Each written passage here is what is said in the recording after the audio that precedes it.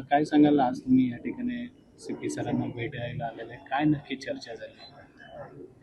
म्हणजे मागच्या आठवड्यात ज्या पद्धतीनं पिंपरी चिंचवडमध्ये विषारी दारूमुळं जे काही सर्वसामान्य लोकांचे जीव गेले, त्या संदर्भात मान्य पोलीस आयुक्तांशी चर्चा करायला शिवसेनेचं एक पथक माननीय उद्धवजी ठाकरे साहेबांच्या आदेशाने, मग त्याच्यात सचिन भाऊ आहे, सुनीलजी शिंदे, आम्ही सगळे आलेलो आहोत आणि स्थानिक पदाधिकारी.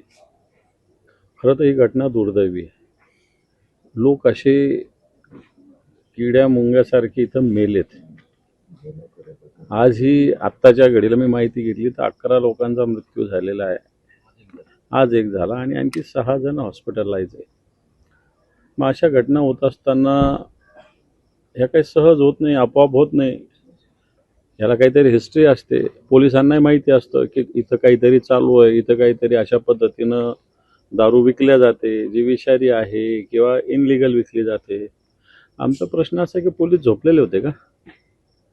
आपल्या पोलीस स्टेशनच्या हद्दीमध्ये काय घडतं तिथल्या पोलीस स्टेशनच्या इन्चार्जला माहिती नाही पियायला? मला असं वाटतं त्यांच्या आशीर्वादाशिवाय या गोष्टी होऊच शकत नाही, झालेल्या नाही.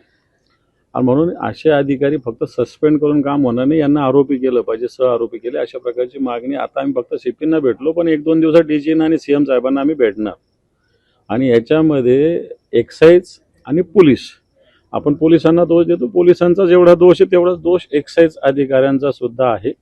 आणि यांना सुद्धा जर 11 जीव 12 जीव आणि पुण्यामध्ये काही 8-10 लोक जर जात असतील तर मला असं वाटतं याच्यात हे अधिकारी सुद्धा नुसतं सस्पेंड करून प्रश्न सुटणार नाही.